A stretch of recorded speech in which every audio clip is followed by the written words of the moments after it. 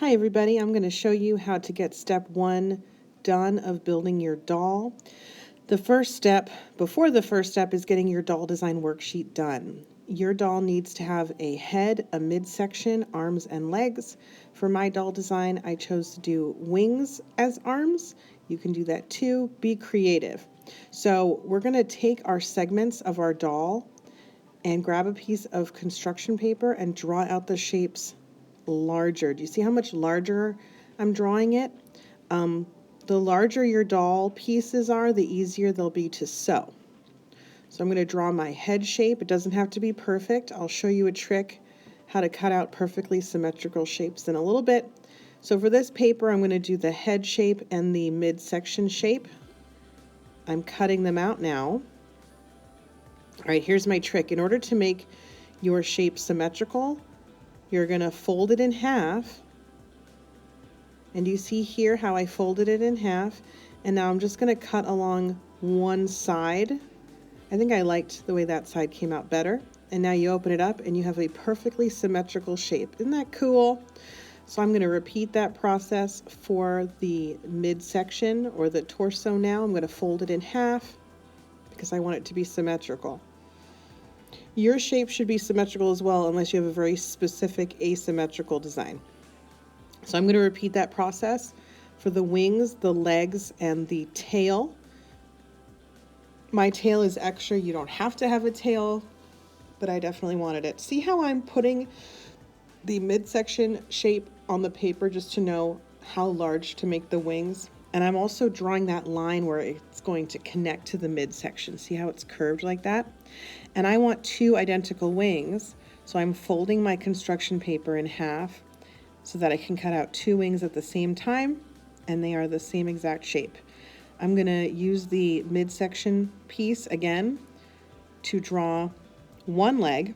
Since I want both legs to be the same, I only need to draw one leg, and then you guessed it, I'm going to fold the paper in half again and cut out two legs at one time, and they're going to be identical.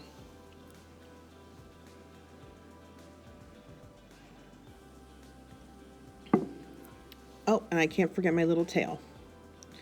I actually made a mistake drawing this, but it didn't matter because I'm just using this as a guide to cut out. So it doesn't matter how messy your drawing is, as long as the shape you cut out is the shape that you want.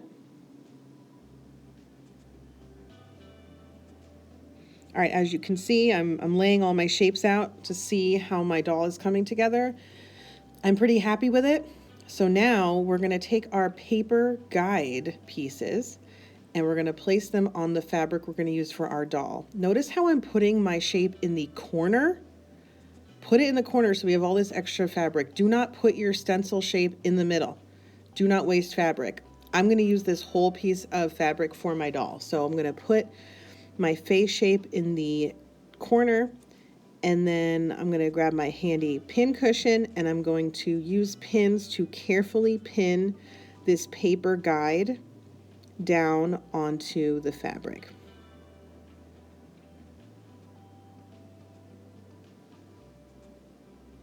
Once it is pinned down, I'm going to carefully cut this shape out.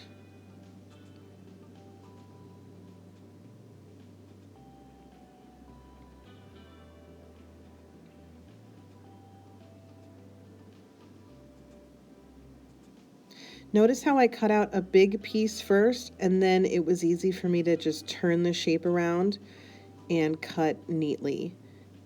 It would be more challenging if I was turning the whole piece of fabric around and around. All right, once you are done cutting out your shape, you're going to unpin it from the paper guide. Take care of that piece of paper though, we're going to use it again on a second piece of fabric. So for each shape of your doll, you need to double it because your doll is going to have a front and a back.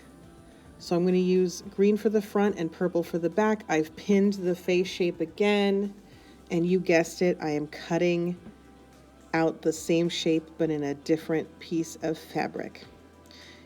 Whatever color fabric you want to use is your choice. You can make them the same color front and back or anything you'd like, but you do need two pieces of fabric for each shape. All right, taking the pins out, putting them in my trusty pin cushion. Whoops. All right, and as you can see, now I have two identical shapes for the head. I'm going to repeat the process for the torso.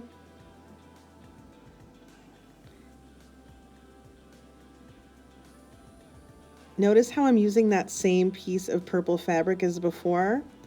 I'm making use of all of the fabric. We do not have endless supplies of colors, so once you've picked your color, I recommend using that one piece sparingly, because you can use one square of fabric for the entire front of your doll.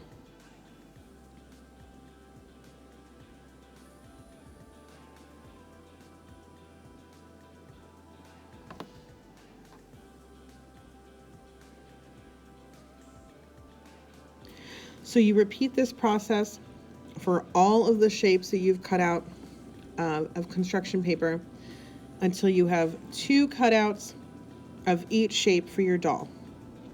Once you are done cutting everything, pin everything together to keep it organized.